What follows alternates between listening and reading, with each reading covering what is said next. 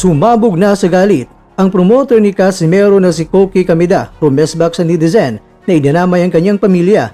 Hindi nakapagpigil ang dating world champion at kasalukuyang promoter ni John Ariel Casimero na si Koki Kamida matapos ang isang mapanirang komento sa social media na nagtarget hindi lamang sa kanya kundi pati na sa kanyang mga anak at sa susunod na henerasyon. Nagsimula ang tensyon nang mag-post ang isang netizen na isang napakatapang na pahayag laban sa pamilya Kamida. At ayon sa post, dahil sa tatay mo, sa inyong tatlong magkakapatid at sa pinsan nyo, ang inyong mga anak at apo ay magtuturuan ng daliri sa kahihiyan hanggang sa huling henerasyon. Isang pamilya kayo na walang modo at umalabag sa batas.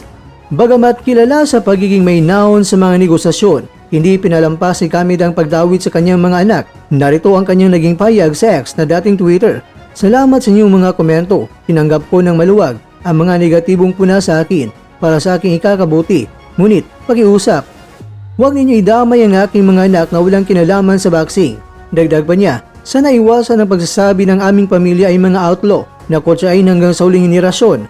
Nakahanda akong tumanggap ng kahit anong banat sa akin. Ngunit, lumalaki ng aking mga anak at maaari nilang mabasa ang mga ganitong komento at sana ay intindihin ninyo ito. Ang pamilya Kamida ay matagal ng controversial figures sa Japan dahil sa kanilang agresibong estilo at ilang isyu sa boxing commission noon.